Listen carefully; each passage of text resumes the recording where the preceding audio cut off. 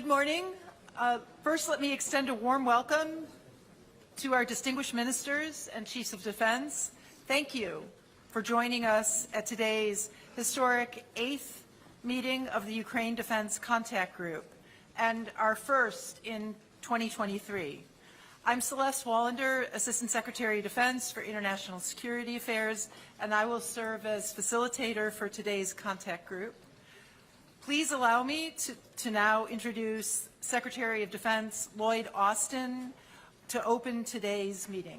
Mr. Secretary. Thanks, Celeste. Good morning, everyone. It's great to see you all at the 8th meeting of the Ukraine Defense Contact Group.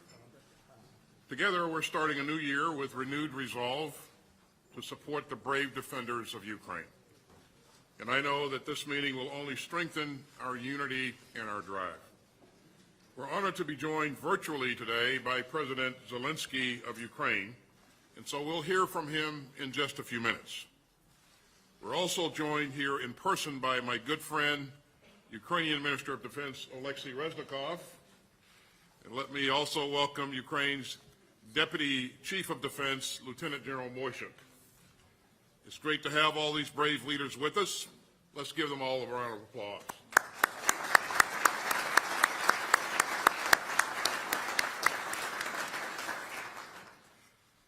Now, I know that everyone here was deeply saddened by the helicopter crash on Wednesday just outside of Kyiv that took the lives of more than a dozen people, including Ukraine's Interior Minister. So let me express our deepest condolences to our Ukrainian friends here today and to all of the families in mourning after this tragic crash. We're meeting at a turbulent time, but if you look around this table, you can see the resolve and the unity of this contact group. Some 50 countries have stepped up to help Ukraine defend itself and deter future threats. When Putin launched his reckless and unprovoked invasion 11 months ago, he thought that Ukraine would just collapse. And he thought that the world would just look away. But Putin didn't count on the courage of the Ukrainian people. And he didn't count on the skill of the Ukrainian military. And he didn't count on you, on everyone on screen and around this table. But we need to keep up our momentum and our resolve, and we need to dig even deeper. This is a decisive moment for Ukraine and a decisive decade for the world. So make no mistake, we will support Ukraine's self-defense for as long as it takes. Now, we know that Russia remains bent on aggression and conquest. And Russian forces have increased their horrific attacks, killing many innocent Ukrainians. We saw the cruelty of Russia's war of choice again just a few days ago in the city of Dnipro. A Russian missile strike ripped into an apartment building, killing at least 46 civilians, including children. The Kremlin's forces continue to bombard Ukraine's cities and citizens. And Russian forces have targeted power plants, theaters, sports arenas, and centers of Ukrainian history and culture. Russia's attacks are designed to break the spirit of Ukraine. But they have failed. And the people of Ukraine have inspired the world. And meanwhile, Russia is running out of ammunition. And it's suffering significant battle losses. And it's turning to its few remaining partners to resupply its tragic and unnecessary invasion. And even Iran and North Korea won't admit that they're supplying Russia. Just compare that to the groundswell of support for free and sovereign Ukraine represented in this room. I'm especially proud that the United States has greatly increased its security assistance to Ukraine. And last month, the United States announced that we will provide a Patriot air defense battery and associated munitions. We also included Bradley infantry fighting vehicles and other armored vehicles in that major package of security assistance. And today I'm pleased to announce another major new round of U.S. security assistance that helps to meet Ukraine's most urgent battlefield needs. This new security assistance package is worth up to $2.5 billion, and it's one of the largest yet. It brings total U.S. security assistance to Ukraine to more than $26.7 billion since Russia's unprovoked invasion last February. Our new package provides even more air defense capabilities to help Ukraine defend its cities and its skies. And that includes NASAMS munitions and 8 Avenger air defense systems. This new assistance package also helps meet Ukraine's urgent need for armor and combat vehicles. So we're providing 59 more Bradleys, 90 Strykers, 53 MRAPs, and 350 up-armored Humvees. And this new package will also provide thousands more rounds of artillery. So the United States remains determined to lead and to do our part to help Ukraine defend itself. Now, the United States will also provide Ukrainian forces with combined arms and joint maneuver training. And this training will work in concert with efforts by the European Union and others. And as the United States increases our support on multiple fronts, we're also prioritizing accountability with cooperation from the Ukrainian forces. And we're proud to stand together with our valued allies and partners to support Ukraine's self-defense. Poland has been a leader in providing armored vehicles, in training Ukrainian forces, and in providing shelter for Ukrainian refugees. Our German hosts have announced that they will also provide a Patriot air defense system for Ukraine, complementing our own Patriot contribution. Germany will also donate Marder infantry fighting vehicles for Ukraine. And last week, Canada announced that it would provide a NASAMS air defense system to Ukraine. Now, that's a major investment in Ukraine's ability to defend its skies. France also announced a significant donation of AMX-10 light tanks. And many European countries have announced their own training initiatives as a part of the EU's military assistance mission to Ukraine. These announcements, especially on air defense donations, are direct results of this contact group. And today, we will continue our important work together. Our Ukrainian friends will discuss the situation on the ground and their most urgent needs, especially air defense and armored vehicles. And then we'll discuss our complementary training initiatives. We'll also get an update on ways to energize the industrial base coming out of the National Armaments Directors Meeting. And finally, we'll hear from many of the countries here today about your ongoing support for Ukraine's self-defense. Ladies and gentlemen, this is a crucial moment. Russia is regrouping, recruiting, and trying to re-equip. This is not a moment to slow down. It's a time to dig deeper. The Ukrainian people are watching us. The Kremlin is watching us. And history is watching us. So we won't let up. And we won't waver in our determination to help Ukraine defend itself from Russia's imperial aggression. Now, we're honored today to have a special guest with us, President Zelenskyy of Ukraine.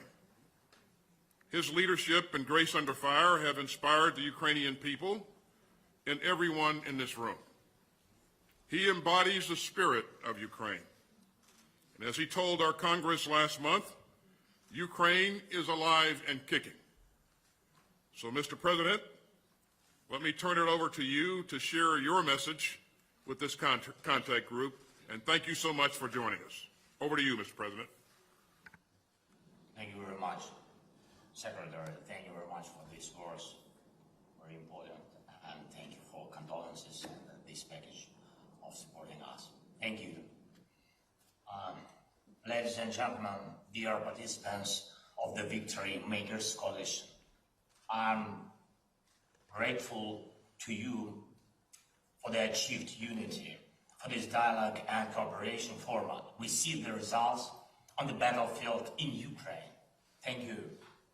On the battlefield against our common enemy. And I believe that our unity will only become stronger with every new Rammstein. But do we have a lot of time? No. Terror does not allow for discussion. The terror which burns city after city becomes insolent when it feels that the defenders of freedom run out of weapons against it.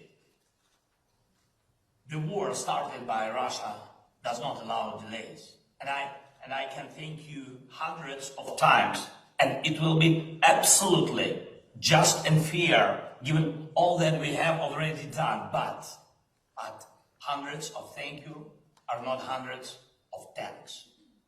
All of us can use thousands of words in discussions, but I cannot put words instead of guns that are needed against Russian artillery, or instead of the anti-aircraft missile that are needed to protect people from Russian airstrikes. And I am truly grateful to all of you for the weapons you have provided. Every unit helps to save our people from terror, but time remains a Russian weapon. We have to speed up. Time must become our common weapon, just like air defense and artillery, armored vehicles and tanks, which we are negotiating about with you, and which actually will make the victory. Ladies and gentlemen, this is the first time I'm addressing you in such format, and I'm addressing you not as ministers of military warehouses, but as ministers of defense of everything that makes our world free, civilized. And I'm addressing you, those who serve the values of freedom and who remember the world your parents dreamed of for you. And I'm addressing you, those who themselves dream of a certain world for their children. It is the time now to protect those dreams. This is the future. I'm sure you do not want to allow such a world order where hatred will rule. Your parents would not want that kind of world for you. You would not want such a world for your children. But this is exactly such a world order that Russia seeks for all of us, not only for Ukraine, but for the whole world. Russia wants the power to destroy nations, and they talk openly about it in Moscow. Yes, Russia wants to destroy law and universal human values, and the Russian troops, by their actions on the territory of Ukraine, are fighting just for this, in order to teach the world to hate. Russia is concentrating its forces, last forces, trying to convince everyone that hatred can be stronger than the world. That is why you and I have to speed up. We have to do it. We must act as fast as a father or mother who saves their child, as a son or daughter who sees their parents need immediate help. It is about what kind of world people will live in. People who dream, love, and hope. They hope that their freedom will be protected for Ukraine, for all of Europe, for each and every coalition's country. It is about people who believe that evil and hatred will always lose. The Kremlin must lose. Ladies and gentlemen, you are strong people of powerful countries, and I know your bravery, and I appreciate everything you have done and are doing now. I encourage you to make such decisions that can deprive Russian evil of any power. You can start this policy today. It is in your power to make a Rammstein of tanks, not to bargain about different numbers of tanks, but to open a principled supply that will stop Russian evil. And we also count that your next gatherings will go down in history as Rammstein of F-16 and long-range missiles. It is in your power to guarantee such artillery and anti-aircraft defense that will crush terror. It is in your power to make the victory. So may your decisions hit accurately. Just like our heroes on the front lines, glory to all of our soldiers and sailors, sergeants and foremen, officers and generals, and thank each and every one of you who defends freedom. Slava Ukraini.